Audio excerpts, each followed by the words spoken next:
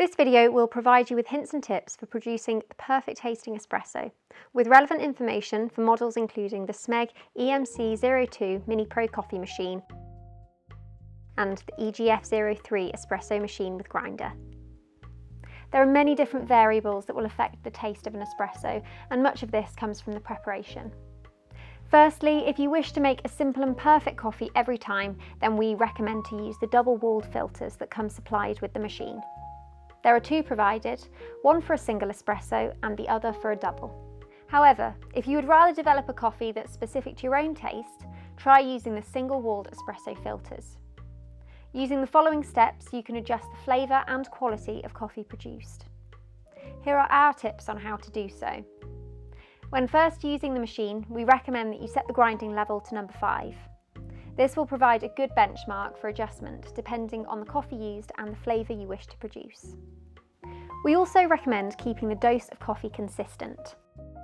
It's recommended that an 11-gram dose is appropriate for the single shot filter and an 18-gram dose for the double shot filter. It's possible to use less than the suggested dose, but it's likely that the puck will be a little too wet if too little has been used. This is due to there being space for water to collect in the portafilter. If too much coffee has been used, you may see the impression of the shower screen in the top of the puck. Whichever dose you decide upon, the most important point is that you stay consistent. Using scales will ensure this consistency. Or you can overfill your portafilter with coffee and then evenly swipe off the excess coffee using a knife or flat object to level off. The pressure you apply with the tamp to the coffee grounds will also affect the rate at which the water flows through the coffee grounds and thus the flavour and extraction.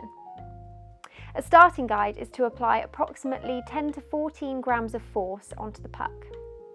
To help you gauge what this feels like, apply your body weight to a set of scales and then apply to the coffee. The espresso machine contains a manometer. This is a great way to understand whether you're close to achieving the optimum pressure. As the coffee is dispensed, the dial will move and should appear in the central dark solid section. If it's failing to reach this zone, then not enough extraction is taking place. You can check whether the coffee grounds are fine enough, the portafilter is not full enough, or there is not enough pressure being applied to the puck. If the dial is moving beyond this solid section, then you can try reducing the fineness of the grind, or reducing the amount of coffee in the puck and apply less pressure to the puck. Once you've mastered the basics, you can start to achieve coffee to your desired taste. Here are some further tips. The speed at which the water flows through the coffee will affect the flavour. To determine the correct speed of the shot, you should aim to achieve double the weight of the grounds with the addition of water. For example, 18 grams of ground coffee should equate to a total weight of 36 grams with the addition of water, and a pouring time between 20 to 25 seconds. This should be measured from the moment you press the coffee selection button. To reprogram the length of coffee produced, see the video linked in the description. Bean type, temperature, humidity and age will all affect the result. To prepare the perfect tasting coffee, knowing how to adjust your machine to avoid it tasting sour or bitter is important. A sour tasting coffee is often caused by under-extraction, whilst bitterness can be caused by over-extraction. To correct a sour tasting coffee, try reducing the grind level to a finer grind. This will increase the contact time of the water with the coffee, and you can also pull through a little more water than the 1:2 ratio. The final step would be to increase the brewing temperature of the coffee. This can be changed in the settings menu.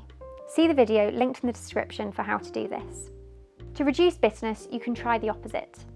Increasing the grind level to increase the coarseness of the grind will reduce the amount of water pulled through. And finally, try reducing the temperature. If none of these variables change the taste to your liking, check the beans that you're using.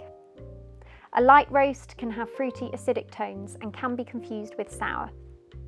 They can also be a harder bean to extract the coffee flavour. In contrast, if too bitter, try a lighter roast. Taste profiles vary from one person to another and can be very subjective. If the shot of coffee is running too fast and no crema has developed, you need to increase the fineness of the grind. Or if too slow, then adjust to a more coarse grind.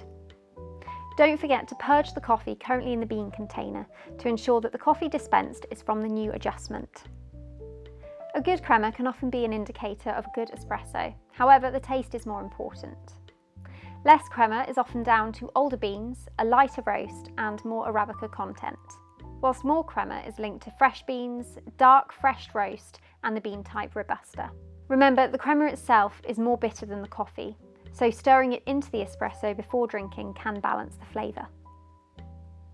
Coffee tastes different to everyone, so if you're using the single wall filters, this can take time to perfect. If you found this video useful, please like and subscribe. If you would like to see further usage tips on this coffee machine, click on the links in the description.